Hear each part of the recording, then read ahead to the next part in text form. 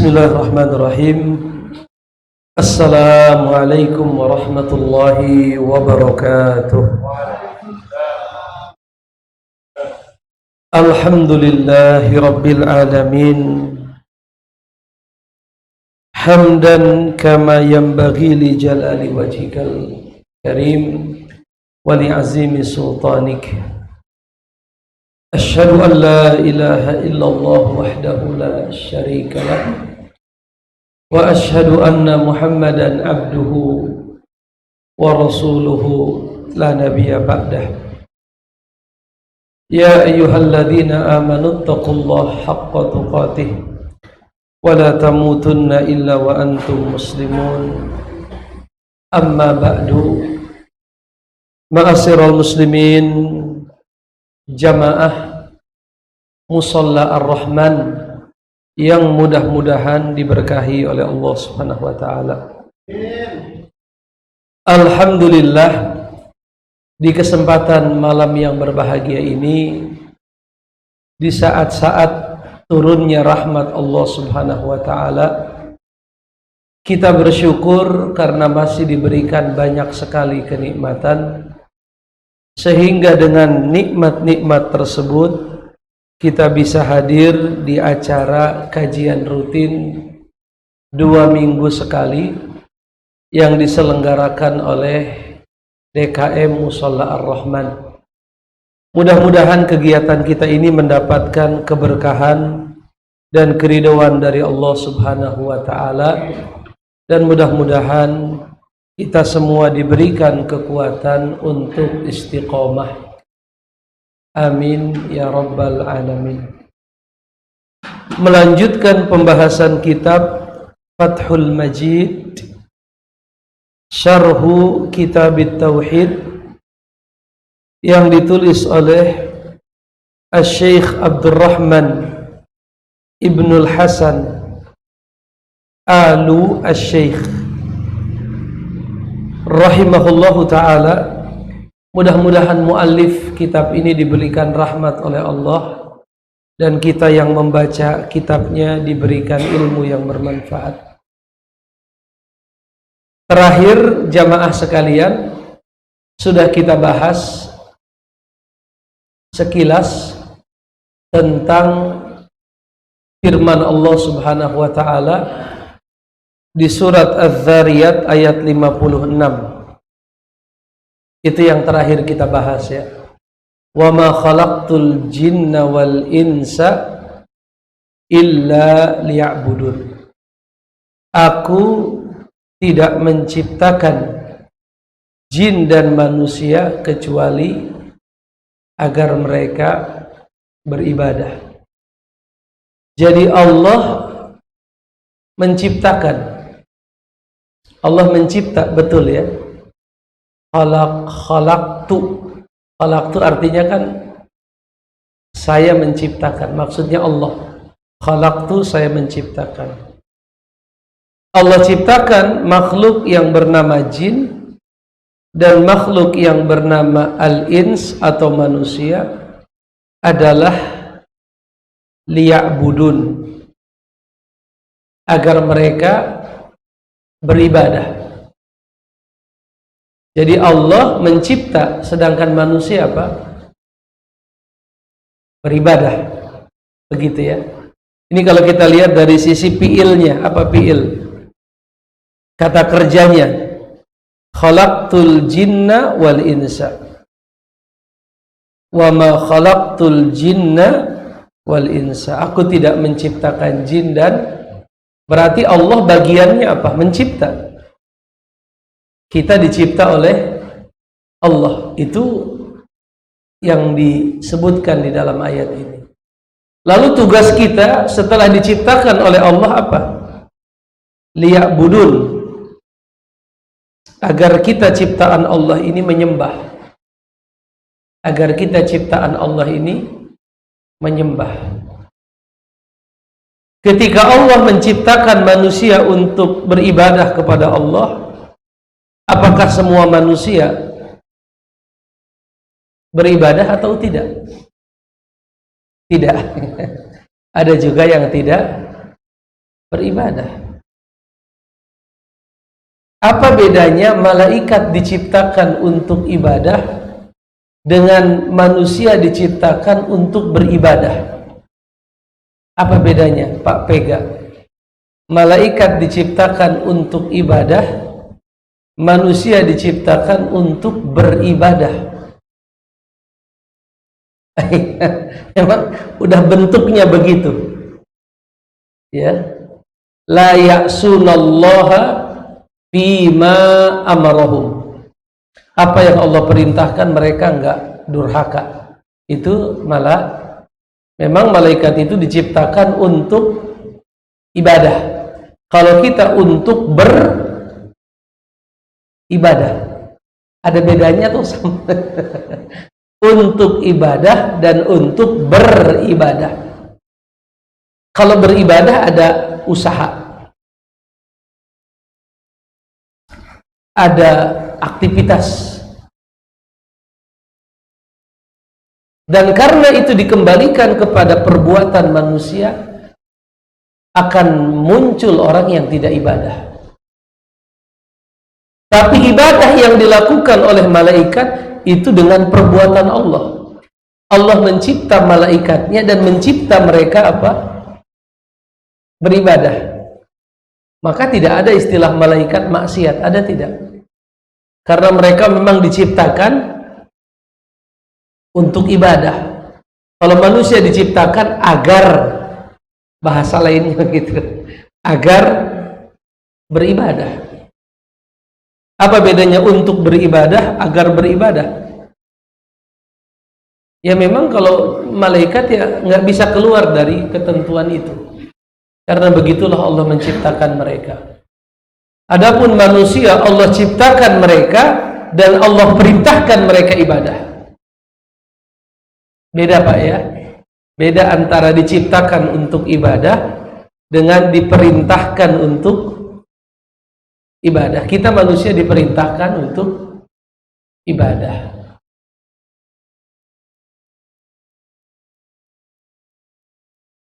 Jadi ketentuan Allah ada yang pasti terjadi, ada yang belum tentu terjadi. Betul atau tidak? Sepakat atau tidak? Ketentuan Allah ada yang harus terjadi, kita sebagai manusia tidak bisa menolak. Apa contohnya Pak? Yang kita tidak bisa tolak.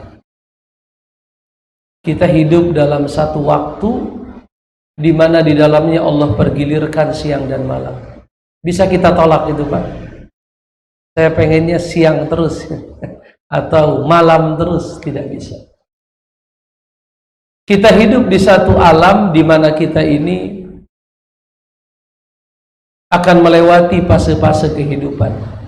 Dari lemah, saat kita lahir lemah, berangsur-angsur kita menjadi kuat, sampai pada puncak kita kuat, berangsur-angsur lagi kita melemah.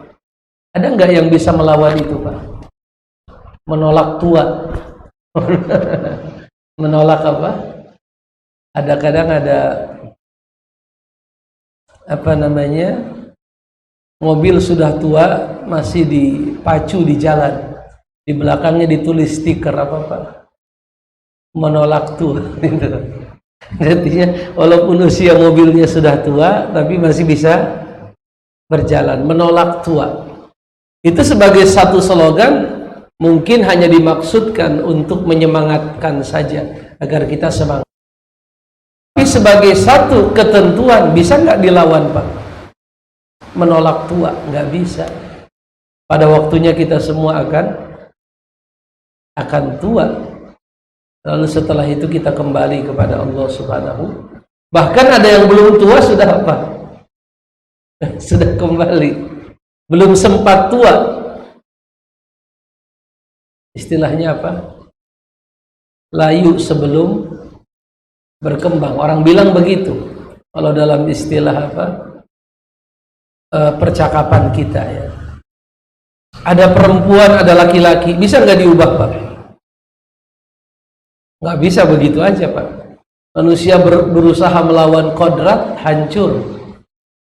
Ada kaya, ada miskin, bisa nggak diubah? Kita kaya semua, nggak bisa. Atau miskin semua, bisa? Nggak bisa juga. Agar berjalan ini hidup, harus ada yang kaya, ada yang miskin. Itu ketentuan namanya apa, Pak? Itu namanya apa? Kalau kita sering bilang itu mah udah sunnatullahnya begitu, nggak bisa diubah. Udah apa? Udah sunnatullahnya begitu, nggak bisa diubah. Ada orang yang memang sampai dewasa nggak jenggotan, itu namanya sunnah apa namanya? Sunnatullah, artinya tidak tumbuh apa? Jenggotnya, itu sunnatullah. Kalau saya ini sunnah apa? Sunnah Rasul. Mana yang lebih tinggi? Sunnatullah apa sunnah Rasul? Orang kan begitu. Kalau sunnatullah ya memang diciptakannya begitu. Dia nggak bisa memilih, Pak. Memang begitu dia dicipta, itu tidak bisa dilawan. Tapi kalau sunnah Rasul masih bisa. Ada yang melakukan, ada yang tidak melakukan. Apalagi contoh sunnatullah. Ada tua, ada muda, ada kaya, ada miskin. Ada apa lagi? Ada orang baik, ada orang jahat. Sunnatullah bukan itu. Bisa nggak polanya kita ubah, Pak? Semuanya jadi baik? Nggak bisa. Atau kita ubah semuanya apa? Buruk. Ada, mungkin nggak ada kehidupan kalau semuanya buruk? Tidak ada. Itu namanya apa, Pak? Ketentuan Allah yang tidak bisa diubah. Tapi ada juga ketentuan Allah yang bisa atau yang tidak harus terjadi. Allah punya ketentuan kalau hari Jumat kita disuruh sholat, betul. Ayatnya kita hafal semua, apa tuh? Idza nudiya lis-sholati mi yaumil jumu'ati apa? Fas'au ila dzikrillah. Kalau kalian dipanggil untuk melaksanakan pada sholat pada hari Jumat, berangkatlah sholat Jumat. Pertanyaan saya, apakah semua orang berangkat sholat Jumat? Berangkat atau tidak? Coba aja Bapak lihat depan di Jalan Kahfi 1. Kalau hari Jumat rame nggak mobil lewat?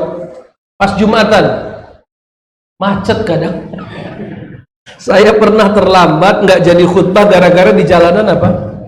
Macet. Dan kalau kita survei, itu yang di jalan mayoritas agamanya apa rata-rata? Muslim, Pak Probo. Artinya Allah suruh manusia sholat,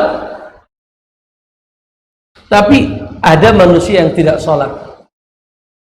Berarti ada kehendak Allah yang tidak pasti terjadi. Betul tidak, Pak? Betul. Atau contoh yang lain misalnya, Allah perintahkan manusia membayar zakat. Betul ya? Kalau zakat fitrah rata-rata bayar, Pak. Tapi zakat mal biasanya yang agak apa? Agak berat. Apakah semua orang bayar zakat? Ada yang bayar, tapi nggak sedikit juga yang tidak. Kalau orang Jakarta sepakat bayar zakat mal, insya Allah kemiskinan akan tuntas. Betul, Pak? Kalau zakat mal itu dibayarkan dengan semestinya, itu kemiskinan bisa karena kan beda zakat fitrah dengan zakat mal. Kalau zakat fitrah intinya pas hari raya orang semua nggak ada yang lapar, kenyang. Tapi kalau zakat mal, semangatnya itu bagaimana tahun ini kita dapat zakat, tahun depan kita mengeluarkan zakat. Bapak kewajiban zakatnya 10 juta, zakat mal misalnya 2,5% dari harta. Bapak berikan ke satu orang boleh. Kamu usaha buka toko mie ayam. Nih kamu usaha bikin apa? Ayam geprek agar dia punya usaha. Itu bisa-bisa saja. Itu bisa. Tapi pertanyaan, ketika Allah suruh kita zakat, apakah semua orang Islam zakat? Tidak ya. Berarti ada ketentuan Allah yang tidak pasti terjadi. Dia terjadi pada beberapa orang, tapi tidak terjadi pada sebagian yang lain. Contoh yang lain apa Pak? Puasa Pak. Allah suruh kita semua apa? Berpuasa. Ada nggak yang nggak berpuasa? Banyak. Khususnya seminggu atau 2 minggu setelah Ramadan, atau 2 minggu di pertengahan Ramadan, sudah mulai itu Pak, muncul kaki-kaki yang bergelantungan di pinggir jalan. Walaupun bagian kepalanya, tubuh bagian atas disensor, tapi masih kelihatan apa? Kakinya bergelantungan. Kadang yang nggak punya malu, dia keluar siang-siang, duduk pinggir jalan, ngopi dia. Artinya Allah punya ketentuan puasa, tapi tidak semua orang puasa. Itu kita sebut dengan apa? Kalau yang pertama tadi kita sebut dengan gampangnya sunnatullah. Sunnatullah, yaitu sesuatu yang tidak bisa dilawan. Kita hanya ngikutin saja begitu. Itu namanya sunnatullah. Atau boleh juga Bapak katakan iradatullah. Apa itu iradatullah? Iradat, kehendak. Iradatullah berarti apa? Kehendak Allah. Al-kauniyah. Masya Allah. Hujannya. Ini memang deras atau itu yang bikin keras suaranya? Memang deras. Masya Allah. Allahumma sayyiban nafi'a.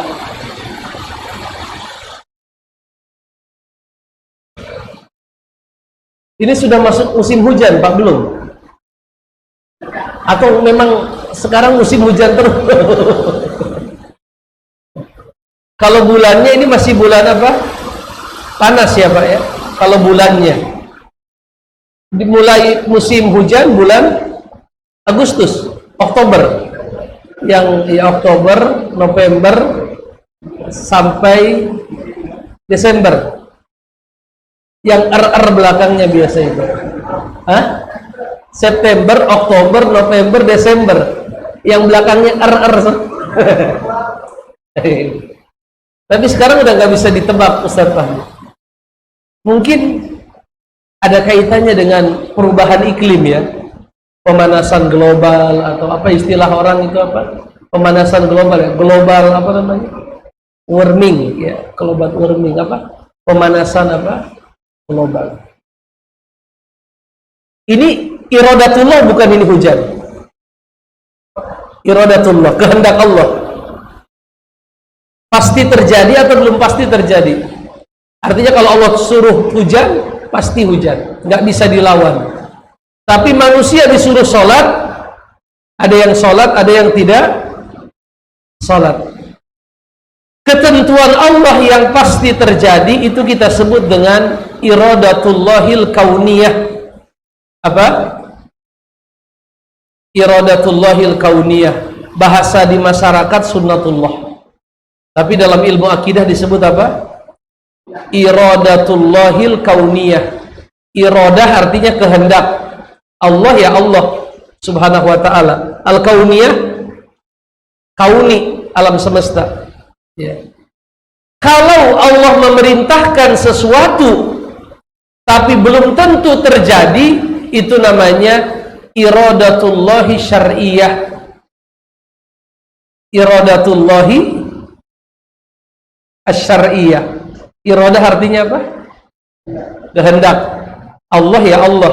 Asy-syar'iyah, syariat. Kehendak Allah berupa syariat. Allah suruh manusia sholat, ada yang sholat, ada yang tidak sholat. Allah suruh manusia berhijab, ada yang berhijab, ada yang tidak berhijab. Allah suruh mereka puasa, ada yang puasa, ada juga yang enggak. Tapi ketika Allah menyuruh mereka meninggal, mati, pasti mati. Enggak ada pilihan. Berarti kalau malaikat ibadah Itu kauniyah atau syariah? Kauniyah. Apa yang Bapak pahami kauniyah itu? Sudah begitu, gak bisa keluar dari garis. Nah, kita diciptakan oleh Allah untuk beribadah. Kita diciptakan oleh Allah untuk beribadah atau untuk ibadah. Beribadah. Kalau malaikat diciptakan untuk ibadah. Artinya memang struktur fisik mereka itu didesain untuk apa, Pak? Untuk ibadah terus-menerus. Kalau kita diciptakan untuk beribadah. Jelas, Pak, ya? Artinya malaikat tidak bisa keluar dari garis bahwa mereka diciptakan oleh Allah untuk ibadah. Adapun kita apa, Pak? Diperintahkan oleh Allah untuk beribadah, ya, tetapi yang menjalankannya adalah kita. Artinya kita bukan dibentuk untuk ibadah, tetapi untuk beribadah. Oleh karenanya ada di antara kita yang beribadah, ada yang tidak Ustadz, ini panjang penjelasannya. Iya, agar jangan sampai kita salah memahami. Wa ma khalaqtul jinna wal insa illa liya'budun. Apa artinya? Dan aku, kata Allah, tidak menciptakan apa? Jin dan manusia kecuali untuk beribadah. Mungkin ada di antara kita, Ustadz, manusia itu kan diciptakan untuk beribadah, tapi tetangga saya lihat nggak pernah sholat. Berarti ayatnya kurang apa ini? Kurang pas, karena nggak sesuai kayaknya. Oh, bukan ayatnya kurang pas, tapi ngajinya kurang apa? Kurang semangat, kurang intensif. Karena yang dimaksud dengan liya'budun di sini adalah Allah suruh mereka untuk beribadah. Dan ini bukanlah ketentuan Allah secara kauniyah yang tidak bisa diganggu gugat, pasti terjadi, tetapi ini adalah iradatullahi asyariyah yang bisa terjadi tetapi kadang tidak terjadi. Jadi kalau bapak-bapak saya tanya nih, bedanya iradah kauniyah sama syariah apa? Gampang. Kauniyah pasti terjadi, syariah belum tentu terjadi, kan begitu ya? Apa contohnya tadi kauniyah? Hujan siang malam, apalagi kaya miskin, tua muda, laki perempuan, baik jahat, apalagi pokoknya diciptakan semua pasangan. Itu namanya kauniyah. Itu nggak bisa diubah, Pak, sampai kiamat begitu sistemnya. Bapak ingin menjadikan orang di muka bumi beriman semua, bisa nggak? Nggak bisa. Sampai kiamat itu sudah menjadi apa? Iradatullahi apa? Kauniyah. Jadi kauniyah pasti tapi kalau Allah memerintahkan sesuatu secara syariah, pasti terjadi enggak? Belum tentu. Apa contohnya? Allah suruh manusia sholat, ada yang enggak sholat. Allah suruh mereka bayar zakat, ada juga yang enggak bayar zakat. Allah suruh mereka puasa, enggak sedikit yang enggak puasa. Allah suruh mereka haji, banyak yang enggak pergi padahal sudah mampu. Berarti iradatullah syariah belum tentu terjadi. Apalagi bedanya kira-kira, Pak?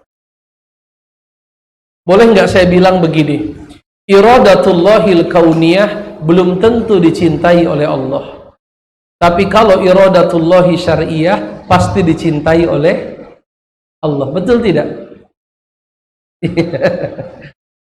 Bisa ya? Apa contohnya? Allah menakdirkan di muka bumi ini ada yang beriman, ada yang kafir. Itu nggak bisa diubah, Pak. Memang sudah begitu apa? Strukturnya. Ada yang mukmin, ada yang, itu ketentuan Allah. Itu ketentuan Allah.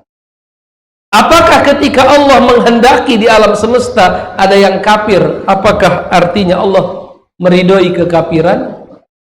Lalu kenapa Allah membiarkan itu ada?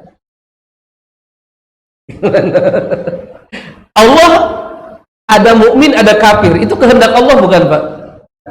Hah? Kehendak Allah ya.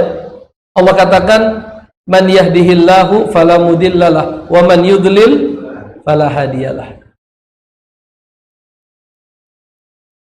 Ada yang mukmin, ada yang kafir. Itu kehendak Allah Subhanahu wa taala. Allah mencintai keimanan. Mencintai. Dan Allah benci kekafiran. Betul ya? Lalu kenapa kekafiran itu ada? Kalau memang Allah membenci adanya kekafiran. Karena ada hikmah. Liyabluwakum ayyukum ahsanu amala. Allah hendak menguji siapa di antara kalian yang paling baik apa? Amalannya. Betul tidak, Pak? Ujian. Allah ciptakan tua muda ujian. Allah ciptakan kaya miskin sebagai apa? Ujian. Allah ciptakan laki-laki perempuan ujian. Ada yang sehat, ada yang sakit. Ujian. Kan begitu ya? Khalaqal mauta wal hayata. Untuk apa? Ada kehidupan, ada kematian. Liyabluwakum ayyukum ahsanu amala. Kalau nggak ada kekafiran, ada nggak keimanan? Kalau nggak ada kekafiran, ada nggak keimanan? Kapan orang tahu arti iman? Ada kekafiran. Kalau semuanya iman, ya nggak ada istilah kafir. Begitu ya. Kalau semuanya kaya, ada nggak orang kaya? Ada kemiskinan, maka ada istilah kekayaan. Atau semuanya miskin, nggak ada arti kekayaan. Artinya itu memang sudah menjadi ketentuan Allah. Adapun kalau Allah memerintahkan dalam bentuk apa tadi yang kedua? Iradatullahi asyariyah, itu belum tentu terjadi, tapi sudah pasti dicintai Allah. Nah, ketika Allah berfirman, "Wa ma khalaqtul jinna wal insa illa liya'budun." Illa liya'budun. Itu iradah kauniyah atau syariah? Syariah. Kenapa Ustadz Fahmi mengatakan syariah?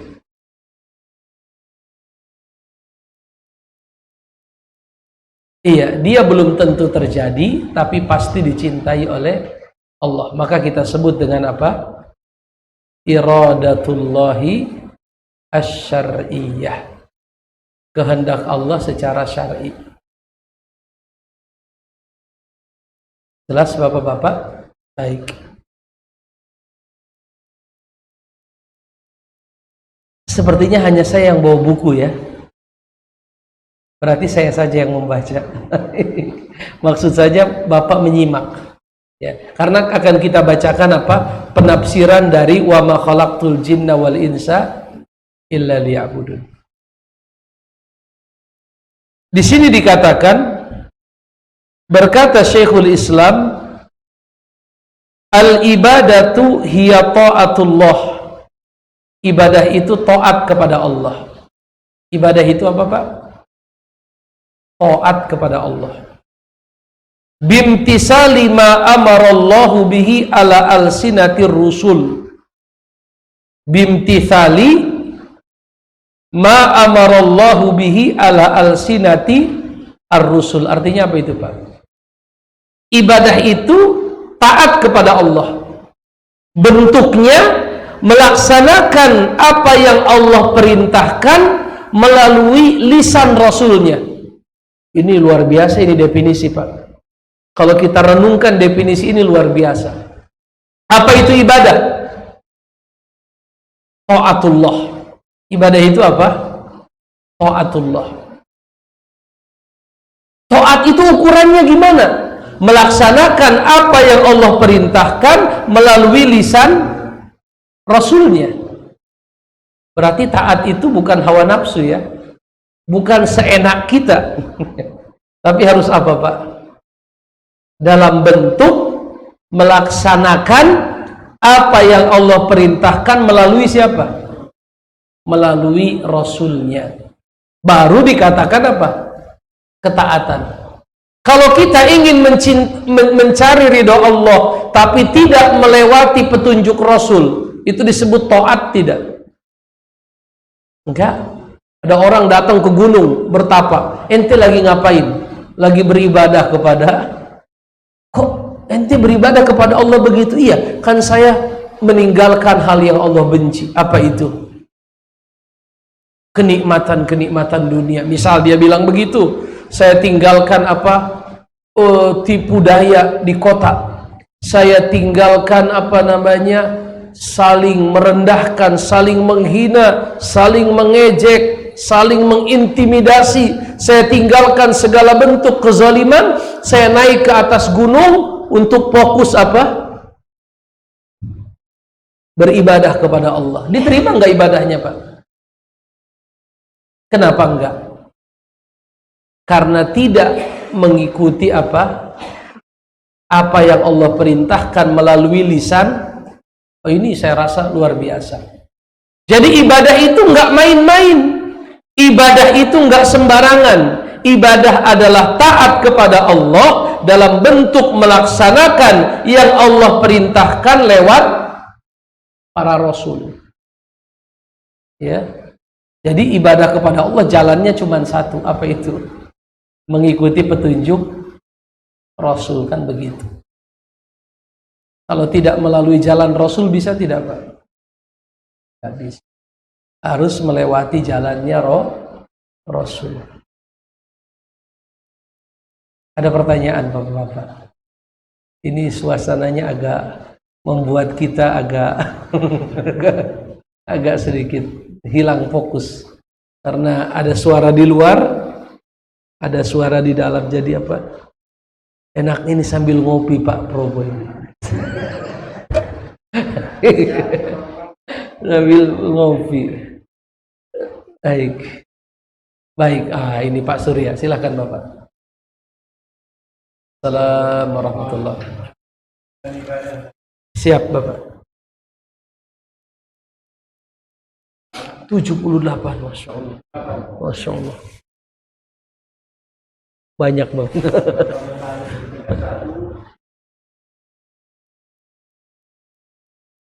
Iya Bapak. Di UII Pak. UII, Masya Allah. Kampus Islam pertama di Indonesia.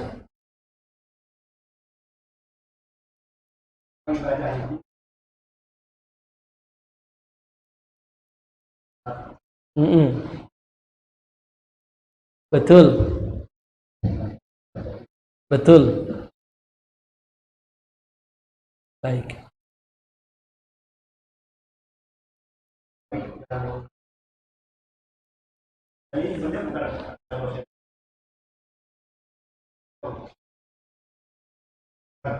Al-Azhar, Muhammad Saltut dari Mesir.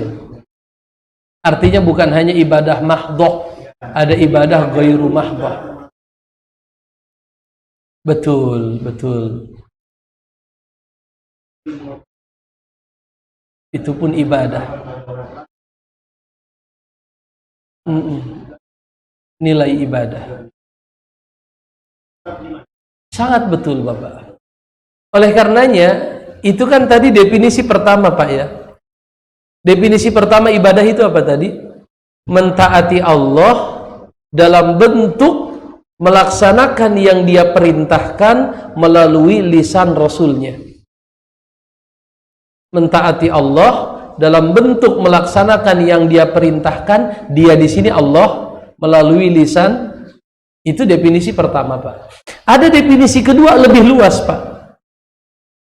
Ibadah itu menurut definisi yang kedua adalah ismun jami'un likulli ma yuhibbuhullah. Ibadah itu ismun. Apa itu isim? Ada isim, ada fi'il, ada huruf. Apa itu isim? Kata benda. Ismun kata benda. Jami'un. Mesti jami. Jami itu mencakup, menyeluruh. Apa bahasa kitanya? Universal. Satu kata yang sangat universal yang mencakup likulli ma yuhibbuhullah, semua yang Allah cintai. Sampai di situ kita dapatkan ibadah ini begitu luas, Pak. Ibadah itu adalah satu nama ibadah. I-B-A-D-A-H, ibadah. Atau dalam bahasa Arab, ain, ba, dal, tak marbutoh, ibadah. Adalah satu kata yang maknanya universal, yang maknanya sangat umum, yang mencakup semua yang Allah cintai. Ini masuk dengan yang tadi Bapak sampaikan. Jadi ibadah itu pokoknya Allah cinta enggak dengan itu? Kalau Allah cinta ibadah. Minal aqwali, baik ragam ucapan, wal af'ali, ragam perbuatan, az-zahirah wal batinah, yang nampak ataupun yang tidak nampak. Ini kan definisi yang sangat apa ini, Pak? Sangat umum, sangat umum. Iya. Walaupun nanti para ulama menambahkan kalimat nanti akan kita bahas kalimat itu insya Allah. Jadi ibadah adalah apa tadi, Pak? Kata yang menyeluruh, mencakup semua yang dicintai oleh Allah. Karena baik itu kadang relatif juga, Bapak. Baik menurut kita belum tentu apa. Baik menurut orang lain. Maka baiknya harus dipersempit. Melakukan semua yang dicintai oleh Allah. Baik itu dalam bentuk ucapan, dalam bentuk apa lagi? Perbuatan. Baik ucapan perbuatan itu yang terlihat ataupun yang tidak. Itu akhirnya kita mendefinisikan ibadah dengan definisi yang paling apa, Pak? Paling luas. Coba kalau kita jabarkan satu-satu. Ibadah itu adalah kata yang mencakup semua yang Allah cintai. Berarti ibadah harus dicintai oleh Allah. Kalau nggak dicintai oleh Allah, maka dia tidak sah disebut sebagai ibadah. Baik berupa ucapan ataupun perbuatan. Baik yang nampak ataupun yang tidak nampak. Ucapan yang nampak apa, Pak? Ucapan yang nampak. 2 kalimat syahadat. Itu nampak.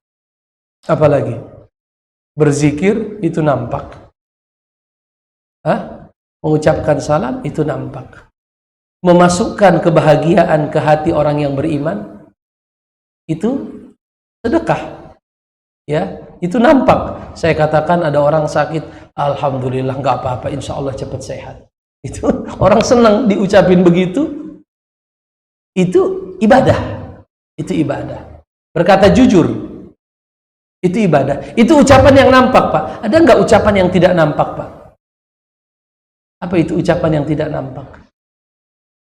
Keyakinan yang bersemayam di hati. Allah itu esa. Itu kan nggak selalu kita ucapkan. Tapi dia menjadi ucapan yang apa? Bersemayam di dalam hati manusia. Allah itu esa. Rasul itu utusan Allah. Muhammad utusan Allah. Al-Quran itu adalah kalamullah. Apalagi? Surga pasti. Neraka pasti. Hisab, itu namanya ucapan hati, Pak. Ucapan hati itu kata para ulama, ilmu yang ada dalam hati. Itu namanya ucapan hati. Jadi ada ucapan yang terlihat, ada yang tidak dan ada amalan yang terlihat, ada juga amalan yang tidak terlihat. Amalan yang terlihat apa? Amalan yang terlihat. Apa contohnya? Sholat. Apa lagi? Zakat. Apa lagi? Haji terlihat. Kalau yang nggak terlihat, sabar. Kelihatan gini aja nih. Padahal dia berat di dadanya. Nggak kelihatan, Pak. Jangan gini aja. Sabar artinya. Tapi dia nggak kelihatan. Dia ada di mana? Di hati. Apalagi yang nggak kelihatan, Pak? Syukur. Itu nggak kelihatan. Apalagi ikhlas, cinta, itu nggak kelihatan. Jadi ada ucapan yang terlihat, ada ucapan yang nggak terlihat. Ada perbuatan yang terlihat, tapi ada juga perbuatan yang tidak. Akhirnya kita, Masya Allah. Subhanalladzi yusabbihu ar-ra'du wal malaikatu min khifati. Ada juga perbuatan yang terlihat dan tidak Akhirnya kita ingat dengan definisi iman. Iman itu qaulul iqrarun bil apa? Al imanu tasdiqun bil qalbi, kan begitu ya. Wa iqrarun bil lisani wal amalu bil jawarih atau bil arkan.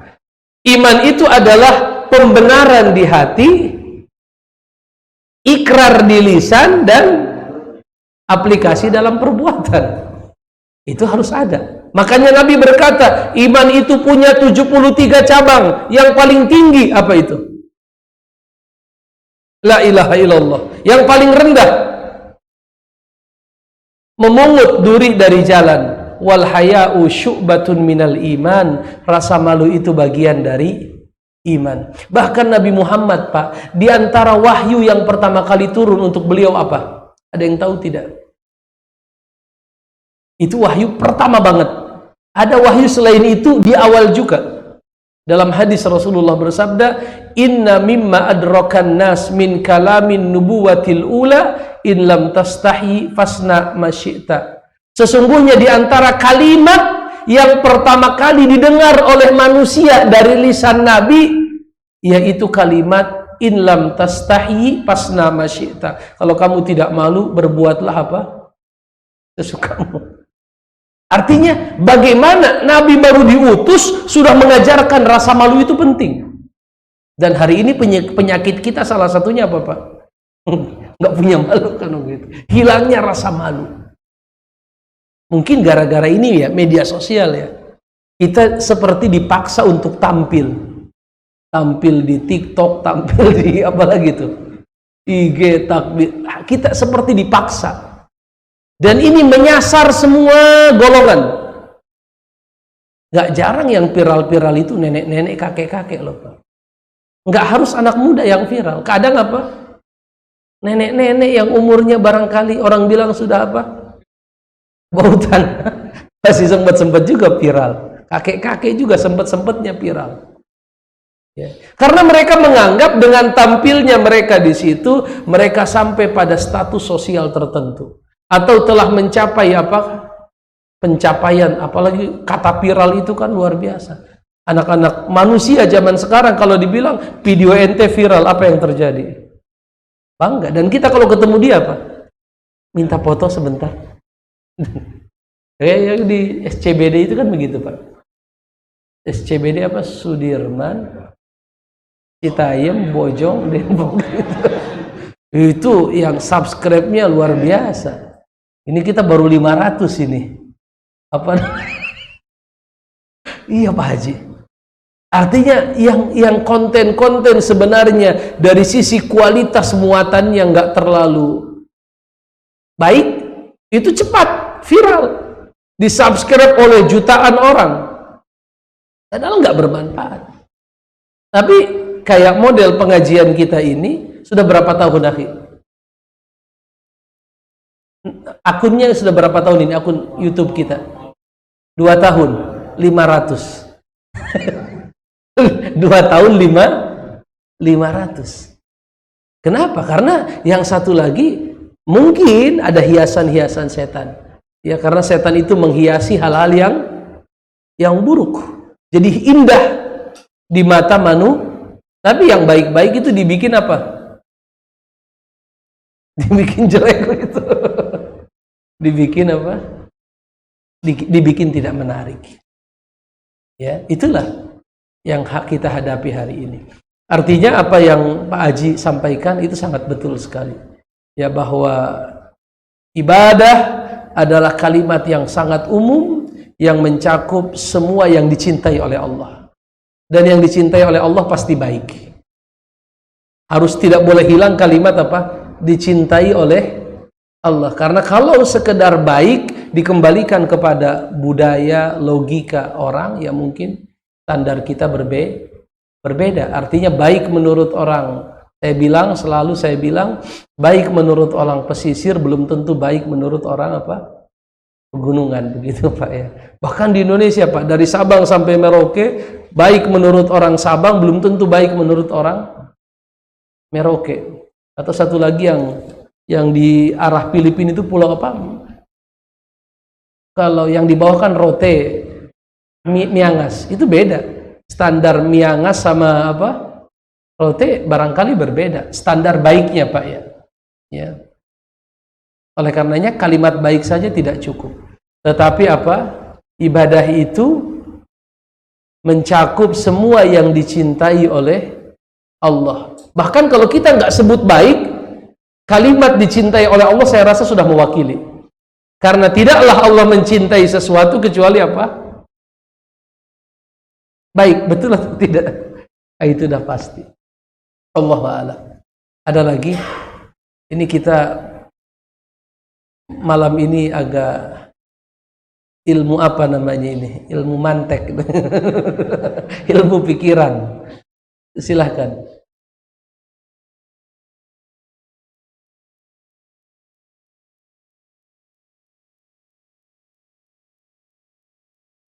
Apa?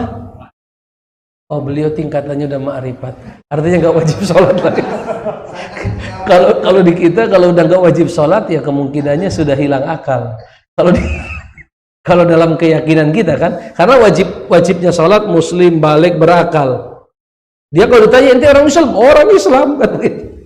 Balik sudah balik ya berarti ada kemungkinan dia nggak berakal. Tapi kalau dia berakal ya cari kemungkinan yang lain. Barangkali dia apa? Datang bulan misalnya. Ternyata enggak juga. Berarti ada kemungkinan yang lain. Ya, tapi kalau makrifat enggak, akhi. Tapi boleh juga itu jadi pembuka diskusi kita. Artinya kita jadi diskusi sama dia tuh. Siapa yang makrifatnya lebih kencang? Makrifat ente atau makrifatnya Nabi? Kalau dia katakan makrifat saya lebih tinggi, udah jangan dilanjutin obrolan. Karena kita sedang bicara dengan orang yang murtad. Orang yang murtad. Ya dia katakan bahwa dia lebih makrifat dari Nabi. Ya udah nggak usah dilanjutin. Oh iya ya. Kalau ente lebih tinggi makrifatnya dari Nabi, iya saya lebih tinggi. Nah ini orang nggak waras. Nggak usah dilanjutin apa? Obrolannya. Tapi kalau dia bilang, ya makrifat Nabi lebih tinggi lah. Masa Anda bandingkan makrifat saya dengan makrifat, itu bagus, lanjutin obrolan. Pengetahuan, ma'rifatullah, pengetahuan tentang Allah. Mana yang lebih tinggi makrifatnya Anda atau Nabi? Kalau dia katakan saya lebih tinggi makrifatnya, udah nggak usah dilanjutin obrolan, karena nggak akan nyambung, karena nggak beriman itu orang. Dia katakan dia lebih tinggi kedudukannya dari Nabi. Tapi kalau dia katakan ya makrifat Nabi lebih tinggi lah, masa Anda nanya gitu ke saya? Nggak mungkin saya dibandingkan dengan itu pintu masuk gitu kan. Oh begitu, jadi Nabi lebih tinggi makrifatnya dari Anda. Iya lebih tinggi. Kalau Nabi yang makrifatnya lebih tinggi saja, beliau sholat 5 waktu. Beliau sholat qobliyah ba'diyah 12 rakaat sehari semalam. Beliau sholat tahajud 11 minimal dalam satu hari. Artinya orang yang Anda anggap makrifatnya lebih tinggi dari Anda, itu sholatnya 40 rakaat. 17 yang wajib, 11 sholat witir malam, dan 12 yang qobliyah dan ba'diyah, itu 40 rakaat. Ya. Kalau Anda merasa makrifatnya tidak setinggi Nabi, harusnya ibadahnya lebih apa? Lebih banyak daripada itu mungkin berjalan diskusinya. Ya, tapi kalau dia katakan, oh enggak, saya sudah mencapai satu tingkatan yang sudah melewati tingkatan syariat. Nah, kita tanya, Nabi tingkatannya yang mana tuh? Syariat atau Kalau dia Nabi ya syariat, itu buktinya masih sholat. Oh, kita tanya lagi, lebih tinggi mana, syariat atau makrifat? Ya makrifat lah. Udah jangan dilanjutin lagi ngobrolnya. Karena dia bilang dia lebih tinggi dari siapa? Dari Nabi SAW. Dan itu banyak di masyarakat kita. Yang seperti itu banyak. Ya. Pada akhirnya nanti mereka akan berkata begini, sebagai cara untuk lari dari diskusi, mereka akan bilang, iya, pada akhirnya kami ini meyakini bahwa syariat yang kami ikuti itu syariat Nabi Khidir. Larinya nanti ke situ. Bahwa kami tidak lagi mengikuti syariat Nabi Muhammad, tapi mengikuti syariat siapa? Nabi Khidir alaihissalam. Ujungnya ke situ. Tapi itu hanya apa, Pak? pembenaran saja. Ya, tidak ada maknanya. Ya, kosong dari makna, hanya sebagai bentuk pembenaran dari penyimpangan yang dia. Karena Nabi Muhammad pernah bersabda, ketika Umar, sahabat Umar itu megang beberapa lembaran Taurat. Nabi bilang, ya Umar, Quran sudah turun, memang belum cukup itu Quran, kok masih dibuka itu kitab Taurat? Kata siapa? Kata Nabi. Akhirnya Nabi berkata, Umar, tahu nggak Anda, seandainya Musa ibnu Imran itu masih hidup, seandainya dia masih hidup, tidak ada pilihan untuknya kecuali datang dan mengucapkan 2 kalimat syahadat di hadapanku. Oleh karenanya dalam hadis yang sahih, Nabi Isa turun di akhir zaman itu sholat 5 waktu, Pak. Pertanyaan saya, syariat Nabi Isa dengan Nabi Muhammad sama atau berbeda? Sama atau berbeda? Berbeda, Pak. Nabi Isa punya syariat, Nabi Muhammad punya. Tapi karena kenabian sudah ditutup oleh Nabi Muhammad, maka ketika Nabi Isa nanti turun di akhir zaman, kita baca hadis-hadis, semuanya menunjukkan bahwa Nabi Isa mengikuti syariat Nabi Muhammad. Sholat 5 waktu, berpuasa, dan lain sebagainya. Jelas, akhi? Allahu a'lam bishawab. Ada pertanyaan lagi? Silakan, Ustaz Fahmi.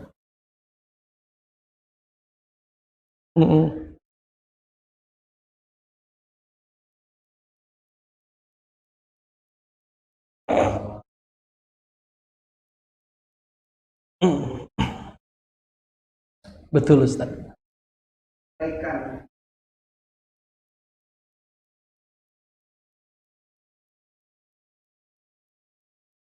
Islam.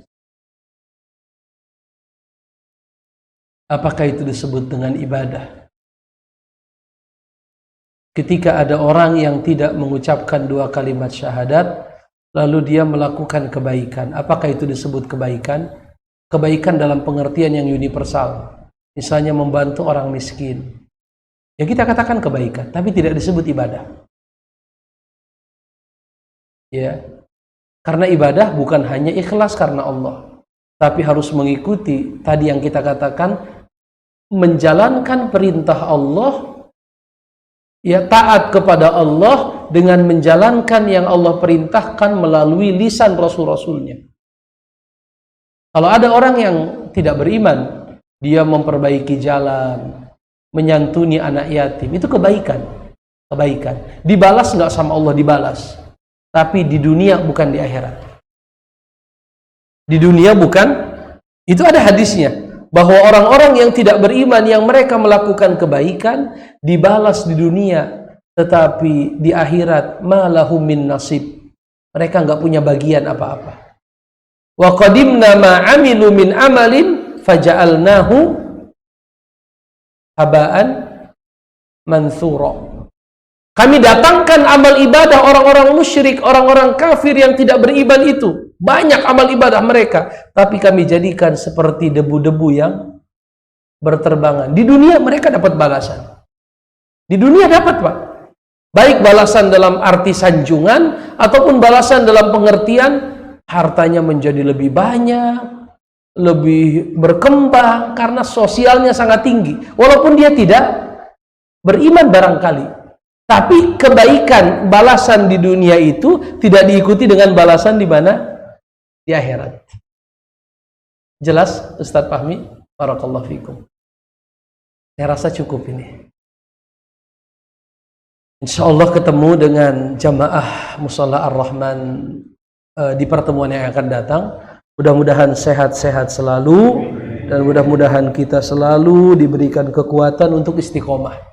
Ya, istiqomah dalam beramal ibadah, istiqomah dalam mencari ilmu, dan mudah-mudahan Allah ringankan semua langkah kita, dan Allah jauhkan kita dari musibah dan mara bahaya. Wassallallahu ala nabiyyina Muhammadin wa ala alihi wa sahbihi wasallam. Subhanakallahumma bihamdika asyhadu an la ilaha illa anta astaghfiruka wa atubu ilaik. Assalamualaikum warahmatullahi wabarakatuh.